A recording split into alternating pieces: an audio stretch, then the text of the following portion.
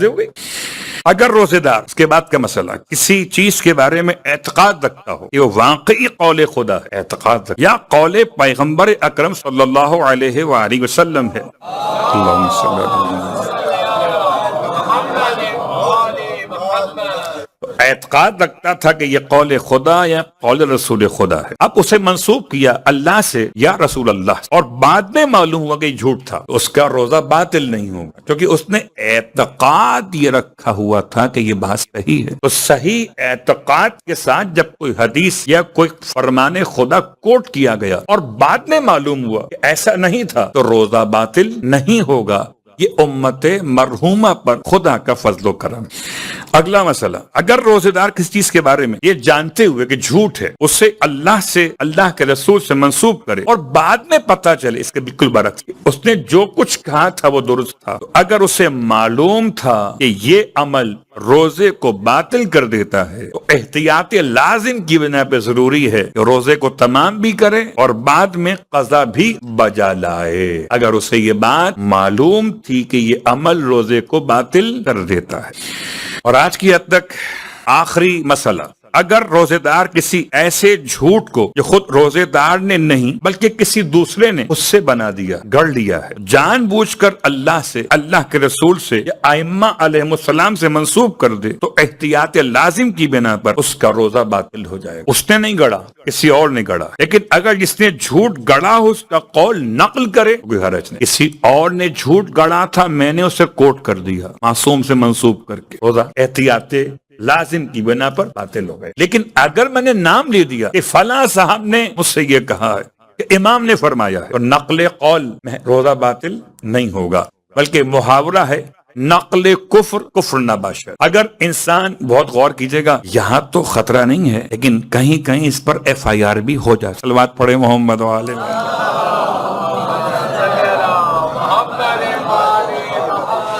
تو نقل کفر کفر نباشد، کفر کو نقل کرنے سے کفر کا الزام ثابت نہیں ہوتا، ورنہ قرآن میں بہت سارے ایسے الفاظ موجود ہیں جو نقل کیے گئے کہ شیطان نے کیا کہا وہ بھی لکھا ہوا ہے، جواب میں رحمان نے کیا کہا وہ بھی لکھا ہوا ہے، انبیاء نے کیا کہا وہ بھی لکھا ہوا ہے، انبیاء کے مقابلے پر جھوٹے افراد نے کیا کہا وہ بھی لکھا ہوا ہے۔ اب ہم قرآن پڑھیں اور یہ قول نقل ہو تو تلاوت قرآن ہو رہی ہے، اور تلاوت قرآن میں انبیاء تک بات پہنچ گئی، اور حضرت نوح علیہ السلام تک بات پہنچاتے ہوئے آج حضرت ابراہیم سے رخصت طلب کریں۔ حضرت ابراہیم 175 سال یا 200 برس، 200 سال تک زندہ رہے، کل آپ کی مدت حیات کی ہے، تو 200 سال یا 175۔ حضرت ابراہیم کی شخصیت میں کل ہم وہاں تک پہنچے تھے جہاں تک آپ کو اطمینان اور غیر اطمینان، مایوس، گناہان کبیرہ کے چیپٹر سے بات وہاں تک پہنچائی تھی۔ حضرت ابراہیم جب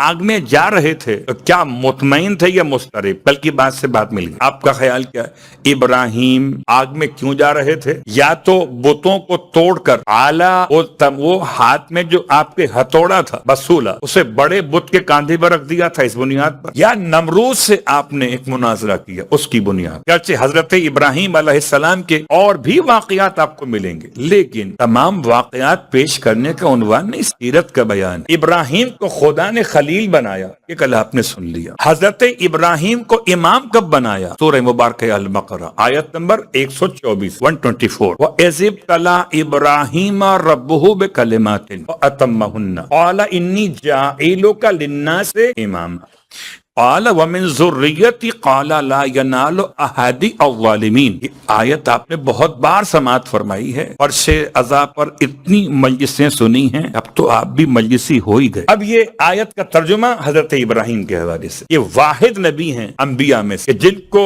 خدا نے بنایا نبی، جن کو خدا نے بنایا رسول، جن کو خدا نے بنایا خلیل، اور جن کو خدا نے بنایا پھر امام۔ تو کون سا امتحان تھا کلمات کے ساتھ؟ اس میں اختلاف ہے۔ آیا یہی امتحان تھا جب آگ میں ڈالے جا رہے تھے، یا وہ امتحان تھا سورہ صافات کے لحاظ سے جب آپ اپنے بیٹے کے گلے پر چھری چلا رہے؟ بہرحال امتحان کے اعتبار سے روایات میں اختلاف۔ کلمات سے مراد کلمات محمد اور آل محمد علیہم الصلاۃ والسلام ہیں، حضرت آدم کی توبہ کی قبولیت کے ذیل میں جو الفاظ آئے تھے کیا خوب آیا. اور یہ جملہ میں سمجھانے کے لیے الفاظ اور استعمال کرنا چاہتا ہوں. آپ کبھی کبھی شاید پریشان ہو جاتے ہیں کہ شیطان جو دکھائی نہیں دیتا اس سے تو بچتے، اور جو آپ کو مشورے دیتا ہے اس کو شیطان سمجھتے ہی نہیں. تو کیا شیطان مسجد میں نہیں آ سکتا؟ کیا شیطان امام بارگاہ میں نہیں آ سکتا؟ بتائیے ایمانداری سے، آ سکتا یا نہیں آ سکتا؟ تو کیا کس شکل میں آئے گا؟ کسی انسان کی شکل میں تو آئے گا. تو حضرت ابراہیم کو جلانے کے لیے مشورہ دینے والا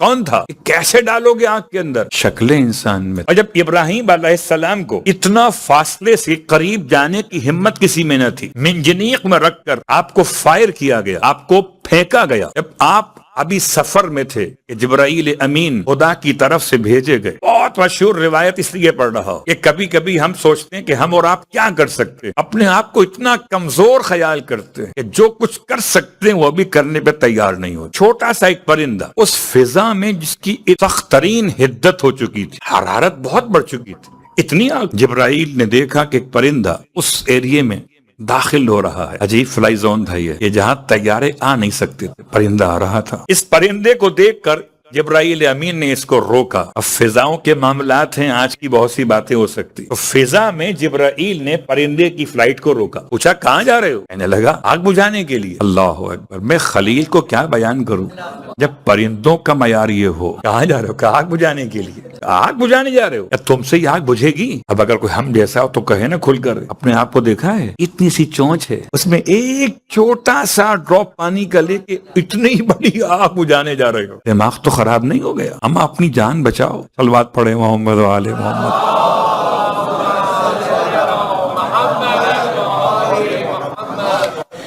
بھائی اگر اس سے آگ بجھ سکتی ہو تو جائیے، اور اس سے آگ بجھ نہیں سکتی تو اپنے آپ کو جلانے کا فائدہ خودکشی ہے. اللہ اکبر. میں نے بہت سخت ترین بات آپ تک پہنچا دی. اگر آگ بجھ سکتی ہو تو جائیے، آپ سے کہاں بجھے گی؟ تو اپنے آپ کو کیوں ڈالتے ہو ہلاکت کے اندر؟ پرندے نے جبرائیل کو دیکھا اور جبرائیل کو ایسا جواب دیا، کہنے لگا میں جانتا ہوں کہ میرے اس پانی کے ڈراپ سے آگ نہیں بجھے، لیکن جب کل خدا اپنے خلیل کی محبت میں آگ جلانے والوں سے ناراض ہوگا تو آگ بجھانے والوں میں میرا نام لکھا جائے گا. اللہ. یہ پرندے کا معیار تھا تو ابراہیم کا معیار کیا ہوگا؟ حضرت ابراہیم آگ میں ڈالے گئے اور جبرائیل جب آپ تک پہنچے، ابھی آگ میں آپ نہ پہنچے تھے. یعنی اتنا بلند تھا سلسلہ آگ کا کہ ٹریول کرتے ہوئے آپ ابھی آگ کے اندر جا رہے تھے. جبرائیل اتنی تیزی کے ساتھ آئے، یہ سارے کام ہوئے. اس کے بعد آپ نے اللہ کے خلیل سے پوچھا کہ کیا آپ کو مدد چاہیے؟ یا الفاظ یہ تھے اللہ کا حاجتن، آپ کی کوئی حاجت بھی ہے؟ کیا حسین جملہ ہے. حاجت مندی سے انکار نہیں کیا. اما الیک، جہاں تک تجھ سے حاجت کی بات ہے تو تجھ سے میری کوئی حاجت نہیں ہے. اب تو پہچان لے مسلمان، اس کا خلیل جبرائیل سے ایسے بولتا ہو، اس کا حبیب کیا جبرائیل سے پڑھے گا؟ صلوات پڑھے محمد و آل محمد.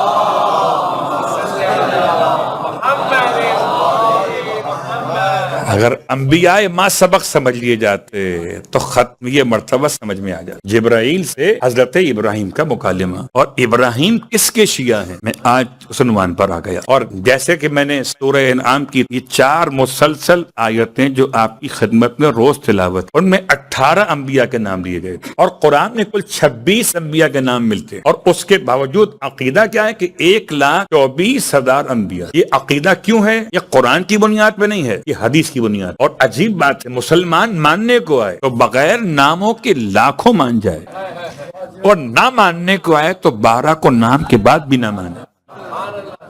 عجیب منطق. صلوات پڑھے محمد و آل محمد.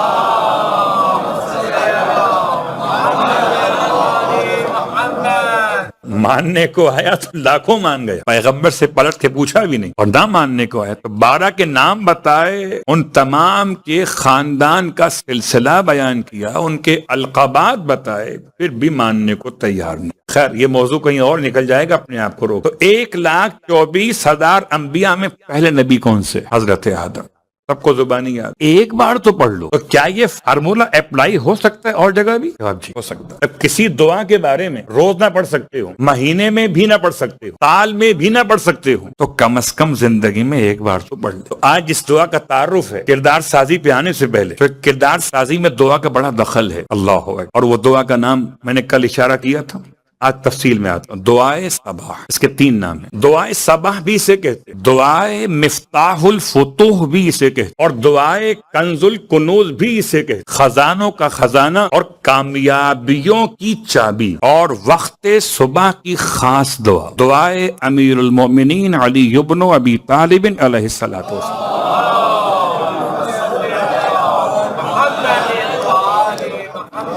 آپ میں سے جس نے پڑھی ہے تو ماشاءاللہ اور سبحان اللہ، جس نے کبھی سنی ہے تو سبحان اللہ، اور جس نے آج تک نہ پڑھی ہے نہ سنی ہے اس کے لیے آج کی مجلس کا پیغام یہ کہ کم از کم اس ماہ رمضان میں کیا خبر کہ یہ ظہور امام سے پہلے والا آخری ماہ رمضان ہو، اور کیا خبر میری اور آپ کی زندگی میں سے کسی ایک کی زندگی کا آخری ماہ رمضان. تو کم از کم 1400 سال پہلے جو دعا امام نے تعلیم فرمائی، علامہ مجلسی علیہ الرحمہ نے اپنی کتاب بہار کی کتاب دعا میں سے لکھا، اور سید ابن باقی نے اپنی کتاب مصباح میں سے لکھا، اور شیخ عباس قمی نے ان دونوں حوالوں کے ساتھ لکھا. اور دونوں حوالوں میں ایک فرق یہ ملا کہ علامہ مجلسی کی بقول اس کا بہترین وقت صبح کی نماز کے بعد، اور سید ابن باقی کے لحاظ سے اس کا بہترین وقت نافل فجر کے بعد. کوشش کریں کہ نماز شب کے علاوہ جس نماز نفل کو نہ چھوڑیں، اور نماز نافل فجر، اس کی بڑی اہمیت. کبھی اگر کوئی موضوع بنا نافلہ نمازوں کا تو بیان کریں. تو اب اس لیے بات بیان کی کہ جب آپ مسجد کوفہ میں آتے تو مولا کے محراب کے نام سے 3 مقامات ملتے ہیں، محراب شہادت، محراب نافلہ اور محراب شہادت کی ایک اور روایت. 3 محرابیں ملتی ہیں آپ کو وہاں پر. ایک زیارت گاہ کے طور پر ہال کے اندر ہے، اور 2 ہال کے باہر سائڈ والے ہال کے اندر جو کورڈ تو ہے مگر باقاعدہ پیک نہیں ہے. اور اس ہال بڑے ہال میں 2 الگ الگ محراب ہے. ایک لکڑی کی محراب بنی ہوئی ہے کہ جہاں ایک جماعت الگ قائم ہوتی، اور ایک محراب آگے بنی سنگ مرمر سے. اصلاً مولا شہید اس محراب میں ہوئی الگ موضوع. محراب نافلہ جب 11 مقامات آپ پڑھتے ہیں مسجد کوفہ کی، تو محراب نافلہ جب مولائے کائنات علی ابن ابی طالب علیہ السلام صبح کی نماز کی نافلہ پڑھتے ہیں.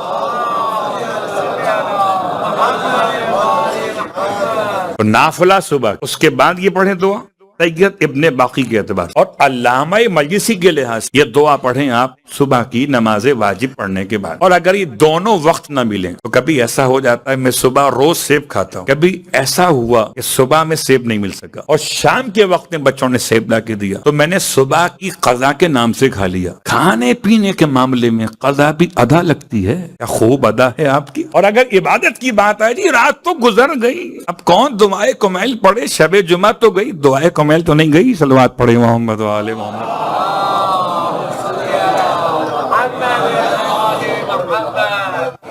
تو یہ شوق دلانے کے لیے، ذوق بتانے کے لیے کبھی کبھی محاورہ اچھا لگتا ہے، دیر آیت درست آیت. اگر کبھی پیسے لیٹ ملیں بونس کے، ملیں گے کیا؟ چھوڑ دیں گے. ملنے تھے 5 تاریخ کو، ملے 12 کو، چھوڑ دیں گے. آنے دو، حل من مزید، کچھ اور انکریمنٹ لگا دیں تو اور اچھا رہے گا. تو جیسے مال اور ذائقے کے لیے ہم اور آپ وقت کی پرواہ نہیں کرتے اور دعاؤں کے بوفے میں آتے ہوئے پریشان نہیں ہو جاتے. اگر صبح وقت نہیں مل سکا، آپ جاب کرتے ہیں اور آپ کی جاب بہت ٹائملی آپ کے لیے نکلنا ہوتا ہے، نہیں پڑھ سکتے، کم از کم ایک جملہ تو پڑھ لیں. دعائے صبح، یا من دلع بلسان صباح، اے وہ ذات کی جو صبح کی زبان کے ذریعے روشنی کو پھیلا رہا. اللہ ہے. سب سے مشکل الفاظ ہیں اس دعا کے. کیا تبلج ہے، کیا الفاظ کے لحاظ سے مولا کا استعمال. میں احتیاط کر رہا ہوں کہ الفاظ میری زبان سے غلط ادا نہ ہو جائے. تو ایک ایک لفظ پہ غور کیجئے، اور اس میں ایک خاص جملہ، اور میں چاہتا ہوں کم از کم آپ کو ذائقہ چکھا تو دوں، نیاز چکھ لیجئے، کھائیے نہیں بھلے. یا من دل علی ذاتہ بذات، دعائے صبح کا بہترین جملہ. اے وہ ذات کہ جو خود اپنی ذات پر دلیل ہے، نہ اسے سورج سے پہچانیے نہ چاند سے پہچانیے، اسے خود اس کے نام سے پہچانیے. اللہ اکبر. یہ جملہ سوائے مولا کے اور کون کہہ سکتا ہے؟ یا من دل علی ذاتہ بذات. ایک آپ نے ایک چاول چکھا، یہ عقیدے والا تھا. آج کل تو شعرا کہتے ہیں نا عقیدے والا شعر پڑھ رہا ہوں، تو میں نے عقیدے والا جملہ پڑھ دیا. اب ایک جملہ اور سن لیجئے. الفاظ کیا ہے؟ الہی طرقت باب رحمتک بید رجائی، اے خدا میں نے تیری رحمت کا دروازہ کھٹکھٹایا ہے اپنی امید کے ہاتھ سے۔ تصور قائم کیجئے، دروازہ رحمت خدا کیا ہے، امید کا ہاتھ کیا ہوتا ہے۔ جب کوئی معذور زمین پہ اپنے وجود کو گھسیٹتا ہوا، مٹی میں اٹا ہوا، لباس پھٹا ہوا، ہاتھ ٹوٹا ہوا، اور ٹوٹے ہوئے ہاتھ سے کسی کریم کے دروازے کو کھٹکھٹا، جب تصور قائم ہو کہ یہ امید کا ہاتھ کیا ہوتا ہے اور رحمت کا دروازہ، تو کبھی امام کے الفاظ پر غور کیجئے۔ اور یہ واحد ایسی دعا، واحد کہنا شاید ذرا مشکل ہو مگر خاص دعاؤں میں ایسی دعا، اس میں آخر میں سجدے کی دعا بھی شامل۔ اللہ اکبر، حالت سجدہ میں جائیے، پھر خدا سے بات، الہی اے میرے پروردگار، قلبی اے میرے پروردگار، میرا دل جو ہے مغلوب ہے، نفسی معیوب، میرا نفس عیب سے گھرا ہوا، پروردگار میری طاعت بہت کم ہے، گناہ بہت، طاعتی قلیل معصیتی کثیر۔ اس کے بعد خدا سے بات کرتے کرتے حالت سجدہ میں امام فرماتے ہیں اب کہو خدا سے، کیا کہو؟ یا غفار، یا ستار العیوب، یا کاشف الکروب، یا علام الغیوب، اغفر ذنوبی کلھا بحرمت محمد وآل محمد، یا غفارو یا غفارو یا غفار برحمتک یا ارحم الراحمین۔ صلوات پڑھیں محمد۔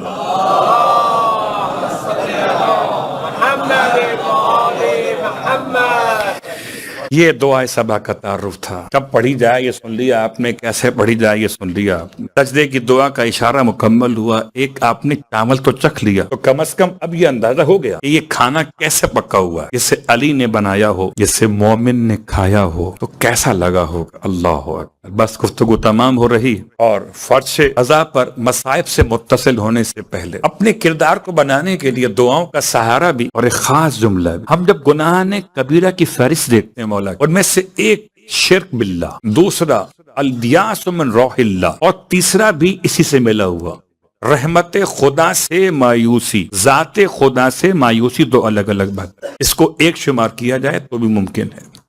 چوتھا عمل گناہ کبیرہ میں خدا کے انتقام سے بے خوف ہو جانا، خدا کے پوشیدہ چھپے ہوئے غضب سے اپنے آپ کو امن میں سمجھ لینا، یہ گناہ کبیرہ۔ عام طور پر یہ گناہ بہت کم بیان کیا جاتا ہے، اور اس کی ذیل میں دو جملے اور لکھے، یہ کتاب آپ کے ذہن میں گناہ کبیرہ کے نام سے۔